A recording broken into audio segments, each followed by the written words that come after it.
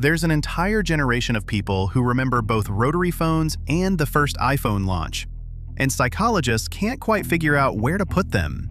If you were born between 1976 and 1985, you're on the tail end of Gen X, but you're hardly a millennial, even though everyone keeps trying to shove you into one of those boxes. You're what researchers started calling a Xennial around 2014. And some sociologists have even labeled this group a microgeneration because the window is so specific. What happened during that specific slice of history created something that's genuinely worth examining.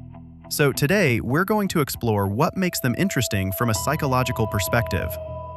From the start, you spent your childhood in an analog world where boredom was just something you sat with, where you had to actually remember phone numbers.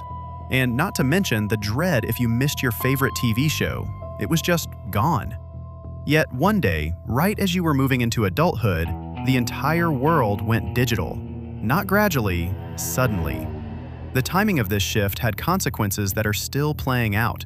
Most generations grow up entirely in one technology paradigm or another. Xennials, however, went through both of these life-defining experiences during the years when you were still discovering yourself.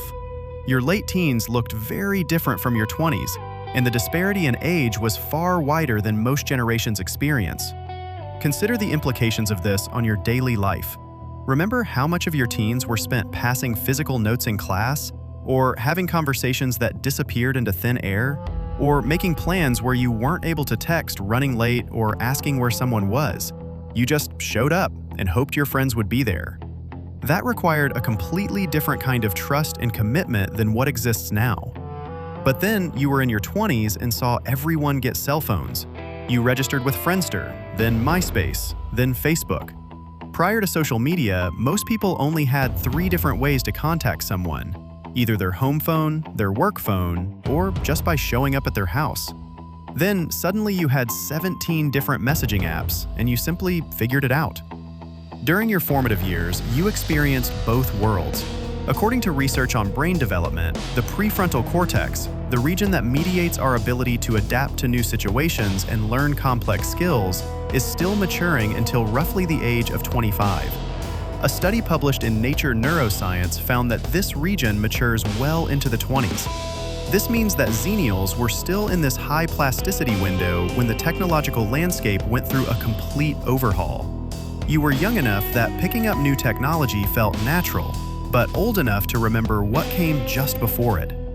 Due to being adults when technology first appeared, Gen Xers can sometimes be a bit skeptical of technology. Millennials, particularly the younger ones, have no real memory of life without the internet. If you're a Xennial, though, you've experienced both things, which has created a kind of bilingualism that is pretty rare. You can have a face-to-face conversation without checking your phone every 30 seconds, but you also don't get anxious about learning new software. You remember what it felt like to be genuinely unreachable for hours at a time, which is an experience a lot of younger people simply don't have. But you're also not intimidated by technology the way some older generations are, and this shows up in ways you might not even notice, like you probably have a different relationship with privacy than other generations. You grew up in a world where your embarrassing moments just faded into memory instead of living forever on social media. That 7th grade haircut, that breakup, that drunk night at a party, there's no photo evidence. It just exists in the stories people tell. This creates a fundamentally different relationship with your past. Your memories could evolve, could become stories, could change shape over time the way human memory naturally works.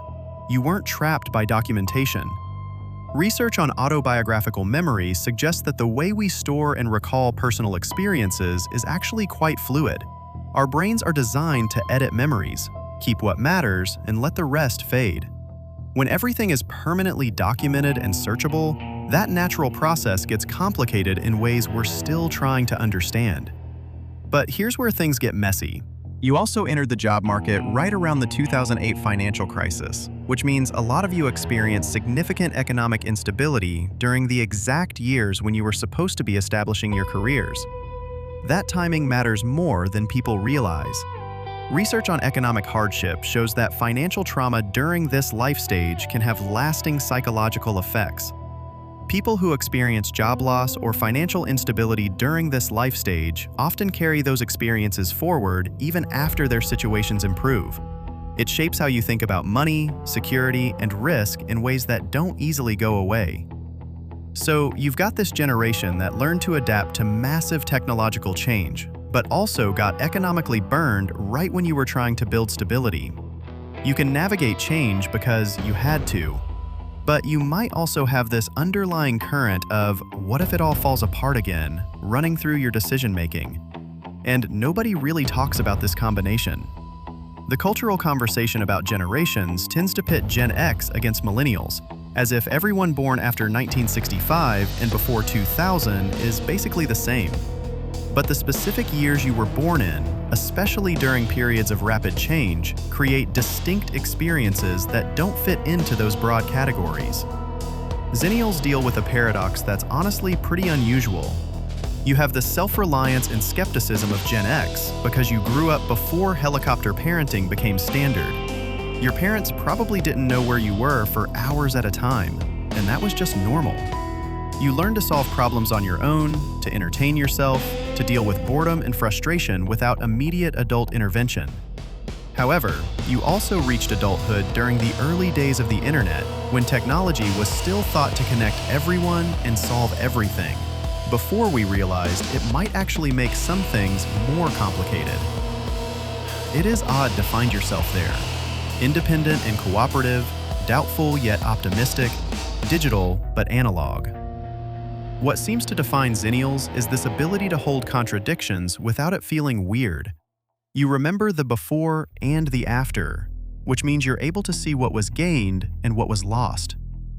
Perhaps you're not as nostalgic for the past in the same way Gen X might be, since you genuinely appreciate modern conveniences too. However, unlike many of the younger generations, you still recognize what we gave up. You lost the ability to be truly alone with your thoughts without effort. You lost the patience that comes from waiting.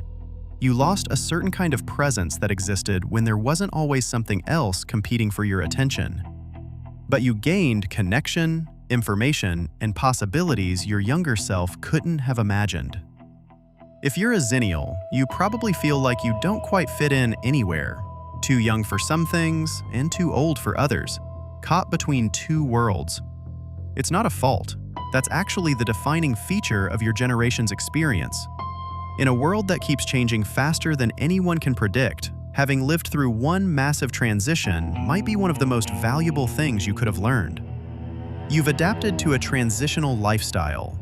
The environment in which you were raised doesn't necessarily have to be the one in which you live forever.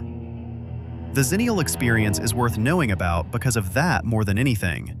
Not because you're special in some superior way, but because you lived through a specific moment in history that taught you something the rest of us are still trying to figure out: how to adapt without losing yourself in the process.